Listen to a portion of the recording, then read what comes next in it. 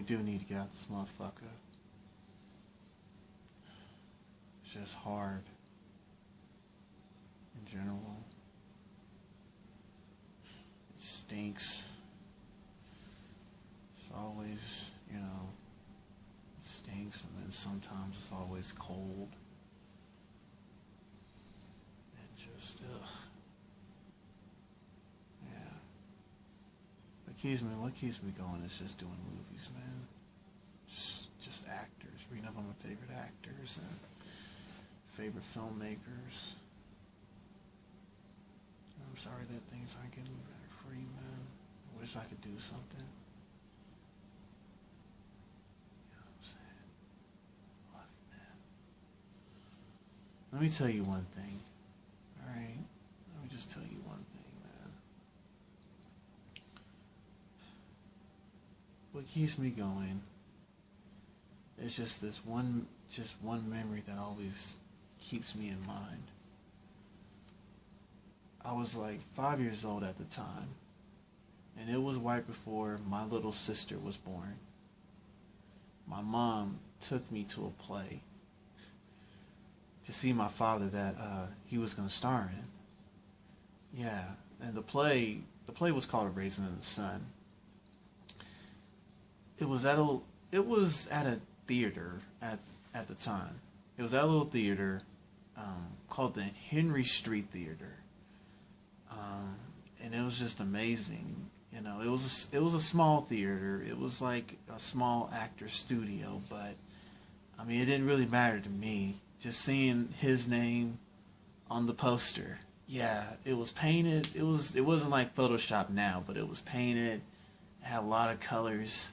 It had Anthony Turner on there. I mean, he was kind of a little bit mad because he goes by Tony, but yeah, he got mad because they put Anthony on there instead. But in general, I mean, it was all good. I mean, just seeing his name on there, on the A Raisin in the Sun poster was just amazing to me.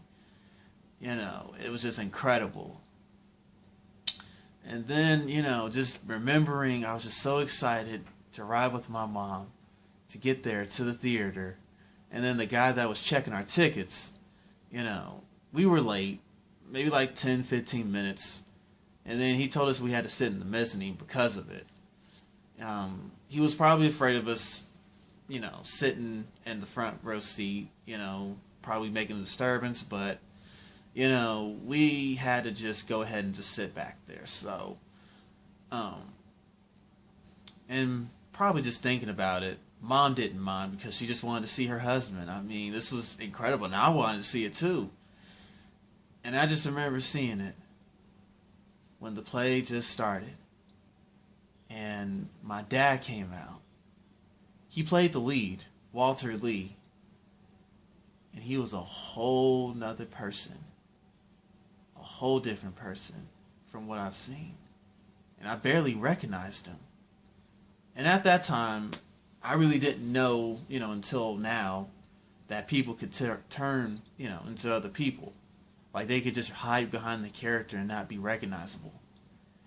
And I just thought it was amazing. But to me, for the first time just seeing that, I thought it was strange because he was just acting like a whole different person. And a whole different person from what I've seen, you know, from what I've seen in my life, like just being around him since I was born. And it was just incredible. And then there was one part that really just stood out to me. It was when the white real estate man, and he just seemed like a real cunning, cutthroat person, just one of those evil, just evil, rude, salesmen that work at car lots and stuff. Just those guys that just really want to screw you on a sell. And that's who this guy reminded me of. The real estate man. The white real estate man reminds me of just those salesmen that try to just screw you on a deal and everything at a car lot. And he was just evil. I could just tell he had bad intentions in general. He came, to my dad, in his family in the play, to give them money, just to, make sure they don't move into the neighborhood. And that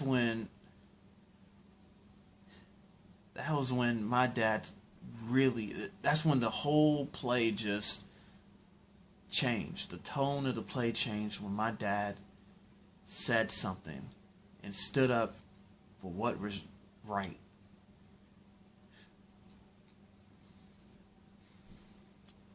It was a defining moment, and when he started speaking and standing up against that evil son of a bitch on that stage, I just knew then that was my dad. I didn't recognize him throughout the play, but that was my dad. My dad standing up for what was right. He talked about pride in being plain folk, and just being proud of being a plain folk. And he talked about, he acknowledged that he didn't do right, and he let down his family, and he wanted to make things right, and he wasn't going to move at all. It was just beautiful.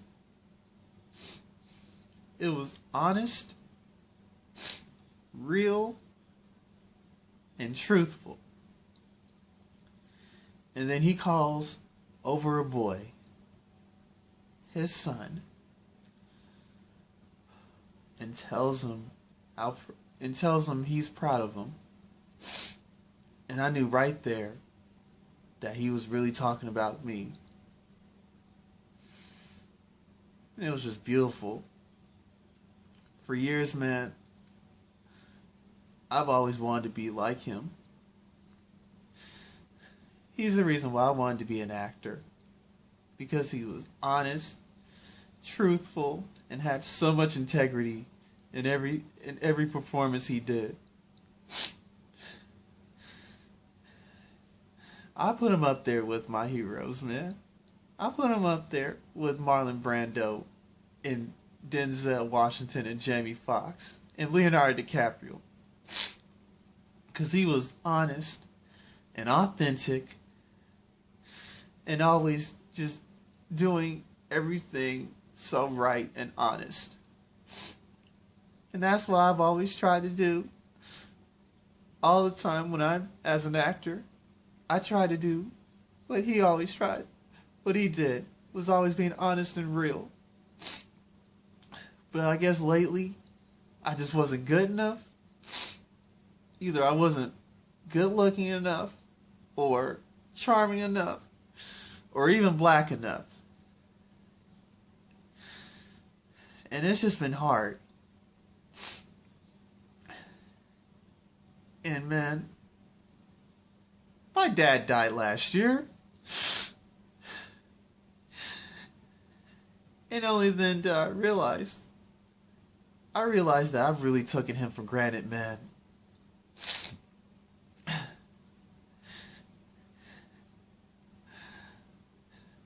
I knew he wanted what was best for me. And I know he always believed in me. And I was just so happy about that. And I told him he was the reason why I wanted to be an actor.